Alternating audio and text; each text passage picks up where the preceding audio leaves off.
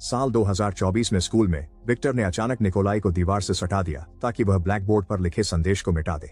पता चला Anastasia Nikolai के साथ एक हफ्ते थी और उसने विक्टर के साथ धोखा किया, इसलिए निकोलाई ने उसे बेनकाब करने के लिए बोर्ड पर यह सब लिखा। जब वो संदेश मिटाने से इनकार करता है तो विक्टर उसे पीटकर गलियारे में घसीटने लगता है। इसी बीच चांद के दूर वाले हिस्से में एक विदेशी स्पेसशिप अचानक प्रकट होता है। पायलट गलती से सौर मंडल में आ गया था और उसे निकाल दिया गया। कंट्रोल पैनल पर चैनल बदलते हुए वह गलती से निकोलाई के दोस्त फिमा का सिग्नल पकड़ लेता है जो गेम खेल रहा है। पायलट उससे बात करता है और फिमा तुरंत एलियंस से संपर्क करने वाले पहले व्यक्ति के रूप में प्रसिद्ध हो जाता है। इससे पृथ्वी स्टार फेडरेशन में शामिल हो जाती है और नया युग शुरू होता है। तकनीक तेजी से बढ़ती है और अब मानवों के पास लैब में उगाए गए अंगों जैसी चीजों तक पहुंच है। पृथ्वी भी ब्रह्मांड के जीवों के लिए एक पर्यटन आकर्षण बन जाती है। 2110 में हालात बिगड़ते हैं जब स्टार फेडरेशन सीमा पर एक व्यक्ति को गोली मारने से युद्ध छिड़ जाता है। पायरेट अलायंस बुरे लोग हैं और उनके नेता ग्लोट के पास मानसिक शक्तियां और समय यात्रा की क्षमता है। जब भी समुद्री डाकू हारते हैं, ग्लोट समय में जाकर दुश्मन की रणनीति बताता है ताकि वे जीतें। पृथ्वी समुद्री डाकुओं के अड्डे पर एक विशेष इकाई भेजती है और किरा ग्लोट से लड़ती है। वह उसे हरा देती है पर इस प्रक्रिया में मर जाती है।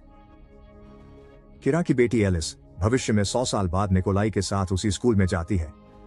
कक्षा के बाद वह अपने पिता के रोबोट वेर्दी के साथ अभ्यास करने के लिए जंगल में जाती है। वह खास दस्ताने पहने हैं जो उसे सिमुलेशन से जुड़ने और नकली समुद्री डाकुओं के हमले रोकने देते हैं। ये साफ है कि वो बहुत प्रतिभाशाली है और कुछ देर लड़ पाती है, पर ये उसके लिए बहुत है और आखिर में वो हार जाती है। एलिस वेर्दी से सिमुलेशन फिर से चलाने को कहती है। वह इतनी एकाग्र होकर लड़ रही होती है कि पिता इगोर का पीछे से आना महसूस नहीं करती और उनकी नाक पर मुक्का मार देती है। बाद में घर पर एलिस इगोर की चोट का ख्याल रखती है, जबकि वह उसे कक्षा में ध्यान न देने के लिए डांटते हैं। वह दस्तानों के बारे में पूछते हैं। एलिस कहती है वे कैडेट स्कूल से आए थे और उसे स्वीकार करने को तैयार है। इगोर फौरन मना करते हैं, पर एलिस अड़ी है कि वो वहीं पढ़ेगी। कह रही है कि उसे अपनी मां को खोजना है।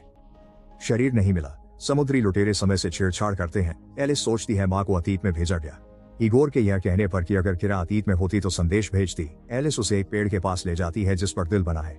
कुछ समय पहले उसने वेर्दी से विश्लेषण कराया और पाया कि यह चित्र 100 साल पुराना है।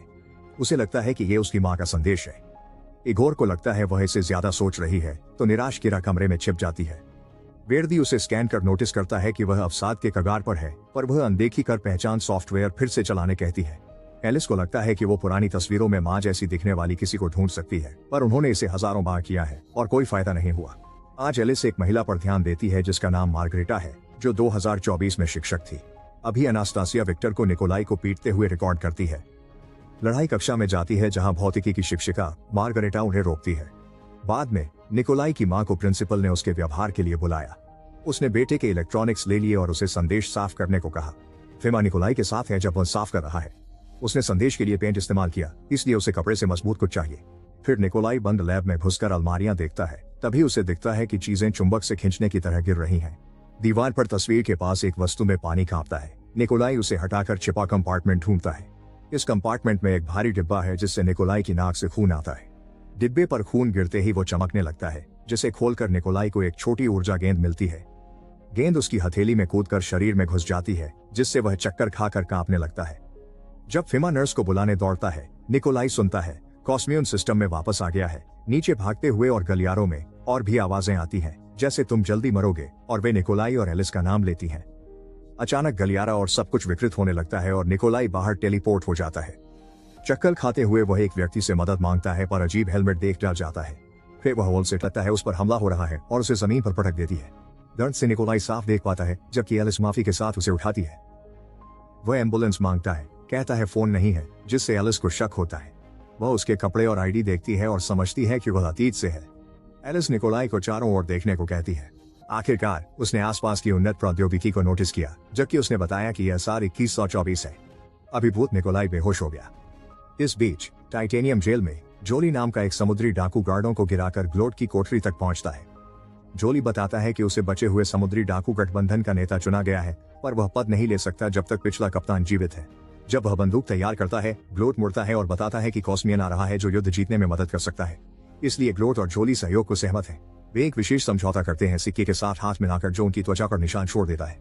फिर जोली गोली चलाता है, पर ग्लोट को चोट नहीं लगती, मतलब समझौता काम करता है। वह सेल खोलकर 2 गार्ड्स के आने से पहले ग्लोट को मुक्त करता है। ग्लोट गार्ड को नियंत्रित कर उसे साथी को शूट और खुद को नष्ट करने को मजबूर करता है। निकोलाई एलिस के घर में जागता है और वेर्डे को उसे स्कैन करते देख घबरा जाता है। एलिस रोबोट को दूर भेजती है और फिर निकोलाई को जगह दिखाती है। वह उसे उड़ने वाली कारों और जलवायु परिवर्तन के समाधान जैसी प्रगति के बारे में बताती है। एगोर आने पर निकोलाई को अपने लैब ले जाता है ताकि नमूना ले सके। उन्हें उसमें एक विदेशी पदार्थ मिला जो कॉस्मियन हो सकता है। एगोर घबराकर निकोलाई से पूछता है कि यह उसे कहाँ मिला। कहता है यह किरा का होना चाहिए। निकोलाई शिक्षक की लैब का जिक्र करता है तो एलिस मार्गरीटा से संबंध जोड़कर स्पष्टीकरण मांगती है। एगोर एलिस को किरा का एक पत्र देता है। कॉस्मियन से ग्लोट समय यात्रा करता था और किरा ने इसे अंतिम लड़ाई में चुरा लिया। वह इसे छिपाने 2014 में गई और वहां रहने अपनी पहचान मार्गरीटा कर ली। वह चाहती थी कि वह अपने प्रियजनों के पास वापस जा सके, पर मानवता बचाने को कॉस्मियन की रक्षा उसका कर्तव्य था, सो उम्मीद की कि पति बेटी उसे छोड़ने के लिए माफ कर देंगे। एलिस पिता से नाराज है कि उसने झूठ बोला और भाग जाती है। एगोर पीछा करना चाहता है पर निकोलाई कहता है उसे संभालने दो। किशोरों के जाने पर एगोर को एक पत्र मिलता है जो भविष्य में दुर्लभ है। इसमें लिखा है कि इसे ठीक रात 10 बजे खोलें, तो एगोर खोलता है। बाहर निकोलाई वेर्डे संग एलिस को खोजता है जो समझाता है कि उसे अपने भविष्य के स्वास्थ्य कभी नहीं मिलना चाहिए वरना समयी हस्तक्षेप होगा। वेर्डे आगे बढ़ता है पर निकोलाई को झोली और ग्लोट रोकते हैं जिससे वह घुटनों पर गिर जाता है। वेर्डे के देखते ही झोली उसे गोली मारने की कोशिश करता है पर रोबोट बचकर ऊपर उठ जाता है और चेता भी देता है। सारी लाइटें लाल हो जाती हैं। आकाश में एक रहस्यमय वृत्त दिखता है। जोली कॉस्मियन निकालने निकोलाई को मारने को तैयार होता है पर एलिस के हमले से रुकता है जिसे जोली तुरंत धक्का देता है। फिर एलिस और जोली लड़ने लगते हैं। गंटलेट से वो खुद को बचाती है। जोली की तलवार पेड़ में फंस जाती है और एलिस उसकी बंदूक चुरा लेती है। ग्लोट निकोलाई को छोड़ एलिस को नियंत्रित करता है। जोली उसे लात मार निरस्त्र कर घूंसा मारता है। तभी एगोर आता है और कहता है कि अधिकारी आ रहे हैं। निकोलाई बंदूक पकड़ता है। ग्लोट उसे नियंत्रित कर एगोर पर गोली चलाने को मजबूर करता है। एलिस के पिता की ओर दौड़ते ही निकोलाई में कॉस्मियन सक्रिय हुआ और समूह को अतीत में भेजा। एक कार जोली को कुचल देती है जो तलवार से उसे नष्ट करता है। एक कार ग्लोट के पास आ रही है जो ड्राइवर को नियंत्रित कर उसे सड़क से उतार देता है। फिर जोली तलवार निकोलाई पर फेंकता है। जैकेट कार में फंस जाती है। एलिस उसे तुरंत आजाद करती है। किशोर भाग जाते हैं। कार मालिक जोली से भिड़ने की कोशिश करता है। वह आदमी लात मारकर गिरा दिया जाता है और टूटी कार के दरवाजे से कुचल जाता है। फिर जोली किशोरों का पीछा करने के लिए कार से कार पर कूदने लगता है। उन्हें घेर लेता है और एलिस को छुरा मारता है पर वो वेर्डे का होलोग्राम निकला। रोबोट को 2 हिस्सों में काटने के बाद जोली ग्लोट को देखता है जो आकाश में घेरे को देख रहा है। जोली के तंग करने पर ग्लोट उसे कुचलने वाले बाइक चालक को नियंत्रित करता है। डाकू हंसता है और देखता है कि निकोलाई जैकेट और छात्र पहचान पत्र छोड़ गया। फिर निकोलाई एलिस को फिमा के घर ले जाता है क्योंकि उसके माता पिता बाहर हैं। एलिस दस्ताने दिखाती है ताकि फिमा कहानी पर विश्वास करे पर वो उन्हें रुकने नहीं देता क्योंकि कल के वीडियो गेम टूर्नामेंट के लिए उसे अभ्यास करना है। निकोलाई एलिस को अपने माँ को कहानी सुनाता है कि नई लड़की शहर में खो गई है। कमरे में एलिस को लिखा रैप सुनाता है। चूमने की कोशिश करता है पर वो मना कर देती है। इस बीच जोली सड़क पर गाड़ियां रोककर निकोलाई के स्कूल का रास्ता पूछता है। एक टैक्सी ड्राइवर उसे सवारी समझकर अंदर बैठने को कहता है। वह आदमी पता जीपीएस ऐप में डालता है और पहले से भुगतान मांगता है तो जोली उसे ब्लेड से धमकाता है। ड्राइवर डर कर भाग जाता है और जोली पहिया संभाल कर चीजें छूता है जब तक कार रिवर्स में जाकर टकरा नहीं जाती। फिर वह फोन लेकर जीपीएस के निर्देश पर पैदल चलता है। जल्द ही घटना खबरों में आती है जिसमें लोगों द्वारा फोन से ली गई जोली की फुटेज शामिल है। किरा टीवी पर देखती है और तुरंत पुराने उपकरण ढूंढती है। अगली सुबह निकोलाई एलिस को अपने स्कूल ले जाता है। उन्हें विक्टर और अनास्तासिया रोकते हैं जो नाराज थीं कि उसके एक्स के पास पहले से ही एक नई लड़की है। अनास्तासिया एलिस पर चिल्लाती है। निकोलाई किरा को देखकर उसके पीछे दौड़ता है और उसे कॉस्मियन और उसकी बेटी के बारे में बताता है। अचानक जोली आता है और रिसेप्शनिस्ट को डेस्क पर फेंक कर टर्नस्टाइल तोड़ देता है। अनास्तासिया एलिस के हाथ पर गॉन्टलेट चमकती देखती है और उन्हें छिपने को कहती है। जैसे ही जोली किरा को पहचानता है रिसेप्शनिस्ट अलार्म बजाती है और ज्यादातर छात्र भाग जाते हैं। फिर किरा जोली से गॉन्टलेट्स के साथ लड़ना शुरू करती है, साबित करती है कि वह कहानियों जितनी अद्भुत है।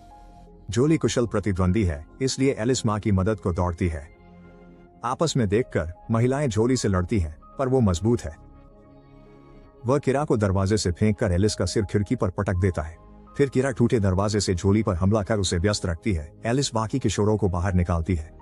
किरा जोली से लड़ती रहती है और उसे गिरा देती है जिससे उसे भागने का रास्ता मिल जाता है। किशोर और किरा उसकी कक्षा में छिपते हैं जहां वे दरवाजा रोकने के लिए डेस्क हिलाते हैं। जोली खिड़की तोड़ देता है पर अंदर नहीं आ पाता तो ब्लेड से दीवार काटता है जब तक अंदर आने का बड़ा छेद न बन जाए। किरा फिर जोली से लड़ती है, उसे समझाती है कि ग्लोट सिर्फ कॉस्मियन के लिए उसका उपयोग कर रहा है।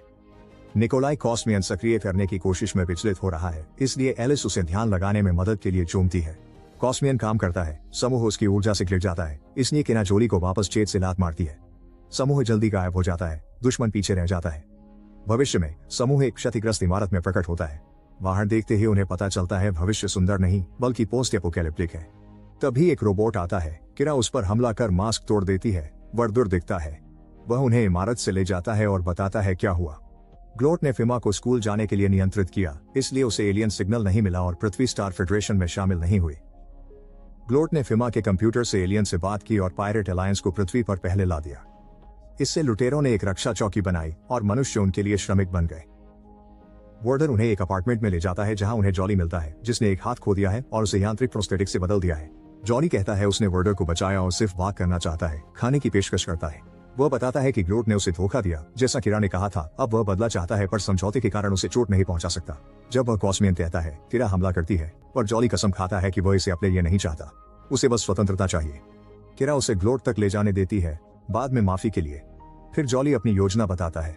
वह सोचता है कि उन्हें ग्लोट को अतीत में रोकना चाहिए ताकि निकोलाई के टाइम रिफ्ट बनाने तक उनके पास 1 घंटा हो। निकोलाई कहता है कि वह अभी अपनी शक्ति का उपयोग कर सकता है और जॉली बताता है कि ग्लोट कॉस्मियन की गुरुत्वाकर्षण तरंगों को ट्रैक कर सकता है, इसलिए उन्हें समय अंतराल का इंतजार करना होगा। उसी समय एक रोबोट खिड़की पर आता है।